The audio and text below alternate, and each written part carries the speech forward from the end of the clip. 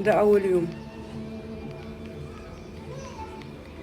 اول يوم بعد الديرما بن والمايكرو بليندنج، توريد الشفايف.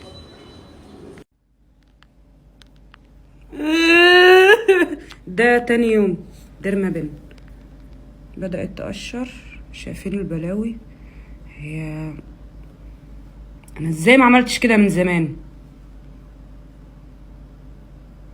على فكرة ده اهتمام بالبشرة يا اللي استغفر الله العظيم.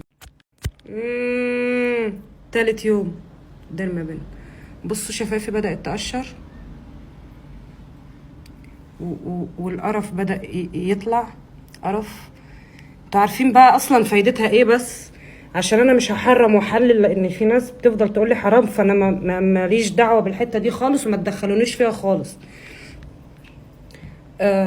البكتيريا اللي بتبقى جوه بشرتك والاتربه والقرف اللي انت عايشه بيه طول حياتك ده، هي بتطلعه لبره.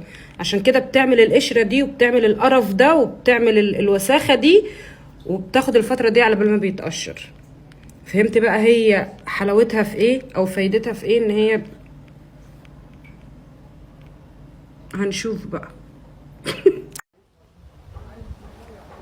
اليوم الرابع. زهقت من العد. بصوا بدأ يقشر على الاخر يعني. قرف. اليوم الخامس للديرما بن. بصوا هي قشرت بس لسه في قشرة خفيفة تانية هتنزل. يا لهوي. اليوم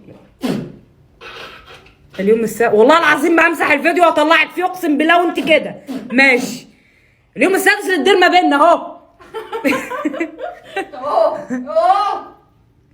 انت عملت بص بدأ يقشر من هنا ومن يعني هو